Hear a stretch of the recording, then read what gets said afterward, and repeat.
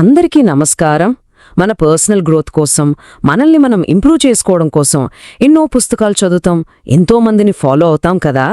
కానీ వీటన్నిటికీ సమాధానాలు అంటే ఒక రకంగా మన లైఫ్కి ఒక గైడ్ 600 ఏళ్ల క్రితమే ఒక తెలుగు కవి ఇచ్చారంటే నమ్మగలమా? అవును. మనం ఈరోజు తెలుసుకోబోయేది 15వ శతాబ్దానికి చెందిన అన్నమాచార్యుల వారి గురించి. ఆయన చెప్పిన మాటలు, ఆయన వివేకం ఈ రోజుకి కూడా ఎంత అద్భుతంగా వర్తిస్తాయో చూద్దాం రండి. సరే, ఈరోజు మనం ఏమేం చూడబోతున్నామంటే, ఫస్ట్ ఆయన మాటల్లో సంగీతంలో ఉన్న పవర్ ఏంటో చూద్దాం. ఆ తర్వాత అసలు సిసలైన నాలెడ్జ్ అంటే ఏంటి అనే మన ఆలోచననే ఆయన ఎలా ప్రశ్నించారో తెలుసుకుందాం. ప్రతి ఒక్కరిలో దేవుణ్ణి చూడమన్న ఆయన గొప్ప సందేశం, మన లోపలే ఉన్న శత్రువుల్ని ఎలా గెలవాలి, ఇంకా చివరిగా ఈ లైఫ్ అంతా ఒక డ్రామా అని ఎందుకన్నారో ఆ లోతైన అర్థాన్ని కూడా చూద్దాం. సరే, మొదటి విషయానికి వద్దాం. అసలు అన్నమాచార్యులెవరు? ఆయన కేవలం ఒక కవి మాత్రమేనా, లేకపోతే భక్తి అనే కాన్సెప్ట్కే ఒక కొత్త డైరెక్షన్ ఇచ్చిన ఒక ఇన్నోవేటరా? ఆయన అర్థం చేసుకునే ప్రయత్నం చేద్దాం. ఇక్కడ కనిపిస్తున్నది అన్నమాచార్యులు. ఆయన కేవలం పండితుల కోసం, వాళ్లకు మాత్రమే అర్థమయ్యేలా కవిత్వం రాసే వ్యక్తి కాదు. ఆలోచించండి, ఒకప్పుడు దేవుడి గురించి మాట్లాడాలంటే, ప్రార్థించాలంటే అది కేవలం సంస్కృతంలోనే చెయ్యాలి అనే నమ్మకం బలంగా ఉండేది. అలాంటి టైంలో ఆయన అందరికీ అర్థమయ్యే సింపుల్ తెలుగులో పాటలు రాసి సంగీతంతో దాన్ని ప్రతి ఇంటికి, ప్రతి మనిషికి చేర్చారు. సో ఆయన ఒక కవి మాత్రమే కాదు, ఒక రకంగా చూస్తే ఒక సాంస్కృతిక విప్లవకారుడు. ఆయనకు ఒక స్పెషల్ పేరుంది, అదే వాగ్గేయకారుడు. ఏంటి వాగ్గేయకారుడంటే? సింపుల్గా చెప్పాలంటే, వాక్ అంటే మాట, అంటే లిరిక్స్ అన్నమాట. గేయం అంటే మ్యూజిక్. సో లిరిక్స్ సొంతంగా రాసి దానికి మ్యూజిక్ కూడా తనే కంపోజ్ చేసేవాళ్ళని వాగ్గేయకారుడు అంటారు. ఇప్పుడు మనం సింగర్ సాంగ్ రైటర్ అంటున్నాం కదా, అచ్చం అలాగే. కానీ ఇది ఎప్పుడు?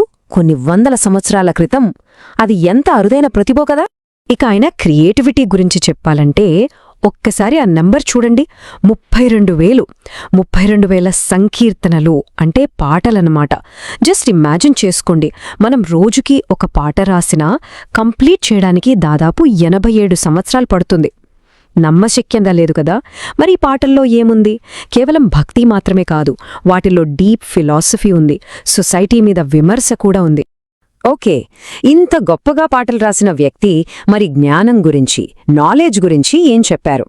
ఆయన దృష్టిలో నిజమైన తెలివంటే పుస్తకాల గుట్టలు చదవడం కాదట. అసలు సిసలైన తెలివంటే మనల్ని మనం తెలుసుకోవడం.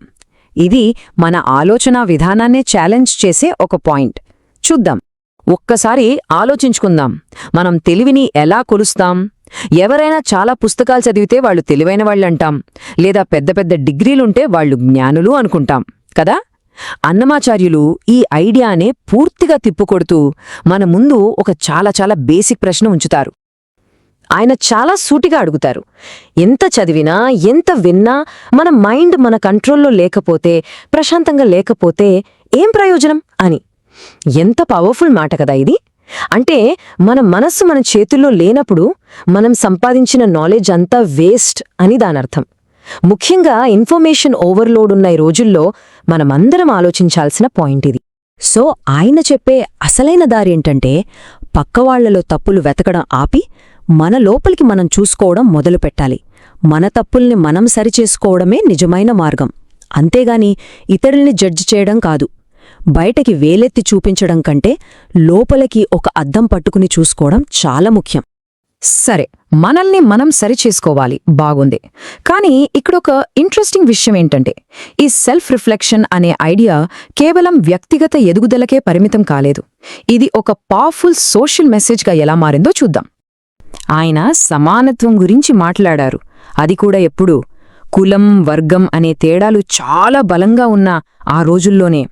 ఆయనేమంటారంటే, అంతఃపురంలో రాజు నిద్రపోయే నిద్ర ఒకటే, ఒక మామూలు సైనికుడు పడుకునే నిద్ర కూడా ఒకటే. ఎంత సింపుల్ మాట, కాని ఎంత లోతైన అర్థం. నిద్ర ముందు ఇద్దరూ సమానమే అయినప్పుడు దేవుడి ముందు కూడా అందరూ సమానమే అని ఆయన సందేశం. ఈ ఈక్వాలిటీ అనే ఐడియాని ఇంకా బాగా చెప్పడానికి ఆయన ప్రకృతి నుంచి ఒక అద్భుతమైన ఉదాహరణ ఇస్తారు. అడవిలో ఉన్న ఏనుగు మీద ప్రకాశించే సూర్యుడు ఒక్కడే. అలాగే ఒక చిన్న ప్రాణి మీద ప్రకాశించే సూర్యుడు కూడా అదే. చూశారా, ప్రకృతి ఎవరి మీద పక్షపాతం చూపించదు. మరి అలాంటప్పుడు మనుషుల మధ్య ఈ తేడాలెందుకు అని ఆయన నిలదీశారు.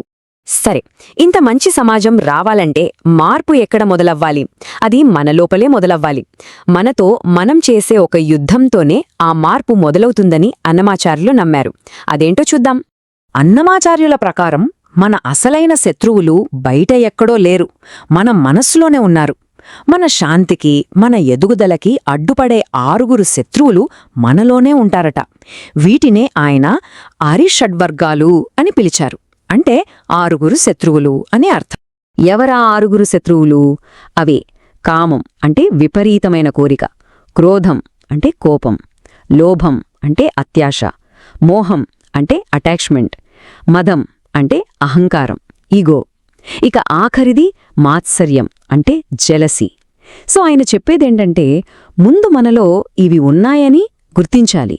వాటిని గుర్తించి వాటిని మన కంట్రోల్లోకి తెచ్చుకోవడమే మనల్ని మనం గెలవడానికి వేసిన మొదటి అడుగు. ఇక చివరిగా మన జీవితంలో వచ్చే సుఖదుఖాలను, గెలుపోటములను ఒకేలా స్వీకరించడానికి అన్నమాచార్యులు ఒక చాలా పవర్ఫుల్ ఐడియా ఇస్తారు. లైఫ్ని చూసే మన పర్స్పెక్టివ్నే మార్చేసే ఒక అద్భుతమైన రూపకమిది. ఆయన ఏమంటారంటే, నానాటి బ్రతుకు నాటకము అంటే పుట్టడం నిజం, మరణించడం నిజం. ఈ రెండింటి మధ్య జరిగేదంతా ఒక పెద్ద డ్రామా. ఈ విశ్వనాటకంలో మనం రకరకాల పాత్రలు పోషిస్తాం.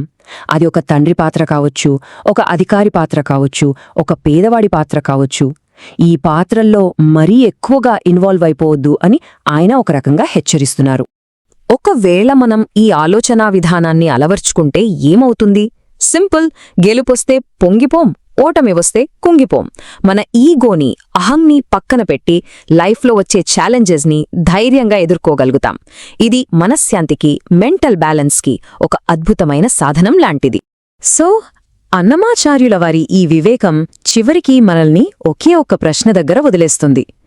జీవితమనే ఈ మహానాటకంలో మనం ఎలాంటి పాత్రను పోషించడానికి ఎంచుకుంటున్నాం? మనం ఇచ్చే సమాధానమే మన జీవితాన్ని నిర్దేశిస్తుంది. ఆలోచించండి. ఈ వీడియో మీకు నచ్చినట్లయితే లైక్ చేయండి, షేర్ చేయండి, కామెంట్ చేయండి, అలాగే మన ఛానల్ ని సబ్స్క్రైబ్ చేయండి. Thanks for watching.